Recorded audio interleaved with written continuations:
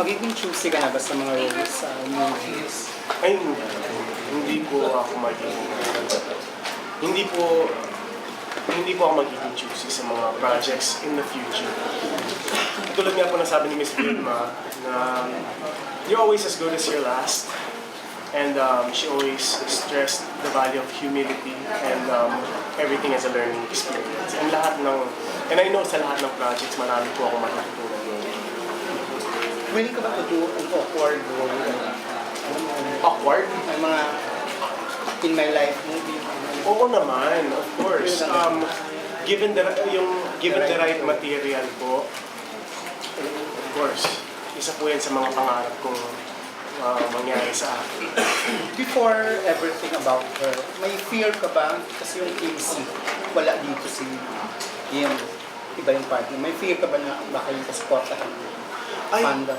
ano po, to be honest, hindi po ako nagkaroon ng fear. Kasi po, I keep kwento ko lang po mabilis na I keep a close connection with my supporters po. And nakita ko, lagi ko po sila nakakausap and at the same time naglalabas din po ako ng hindi natin samay-sama ng loob pero I tell them what's going on in my mind and what's going on in my head. Tapos di ba po pagkatapos po ng past tense, hindi na po kami naging magkasama ni Kim sa television. So, sa mga events ko po, nakikita ko pa rin yung mga supporters namin. Dumating po yung Ikaw Lamang ni Kim, sinusuportahan po nila ng buong-buo yung projects na dumating po yung etiquette ng Nestle. Sinusuportahan po ng buong-buo ng supporters po namin yung project na yun. And at the same time, nung dumating po yung All You Need Is Pag-ibig, nandiyan sila, buong sunny puwersa ulit sila.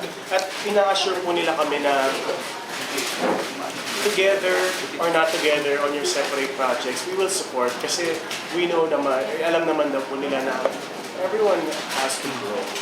And everyone, and at the same time, hindi naman po, nandiyan naman po sila. They're gonna give us their love and support. Even Paddington. Yeah, Paddington. Nag-block screening din po sila. Si Paddington, yes. So individually, they promised and they said, and pinakamdam po nila na you will always have our support. 100%. Since yung si Angel at si Governor V nag-Darna na, ikaw, meron ka bang napupusuan na maging superhero role mo? Para, let's say, if ever, mabigyan ka din ng chance sa mag-play na superhero, may naisip ka ba or anong... Isang napakalaking oo. Isang napakalaking oo po. Gusto kong maging...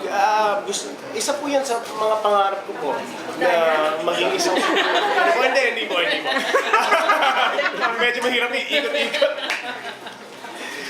Isa pong pangarap ko pong maging isang superhero din. I'm sure lahat po ng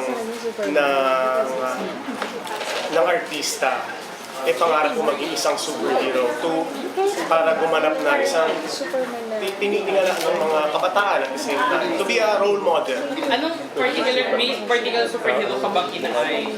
Or ano? Kahit ano po, kahit sino pong superhero. Kahit local or foreign na? Oo naman. Cosplay. Huwag naman cosplay. Maganda po ang cosplay. Maganda po ang cosplay.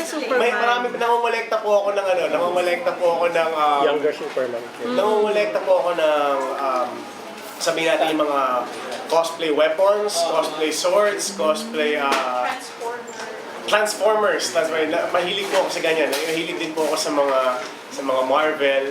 Pero po parang hindi lang po siguro isipin niyo na lang po yung The Reunion. Parang ganun po magiging cosplay na siyan. Baka mapagtawanan lang po ako. May movie sila, diba? Yes, The Reunion. Yan po ang cosplay siyan. Guys, we'll continue our mga questions in a while lang.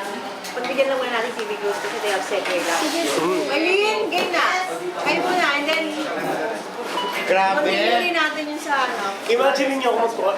Pala din reunion. Actually, bagay sa'yo Superman. Superman. I-wave mo lang yung buhok mo. Superman Kasi talaga. green ako nung ano eh, dahil.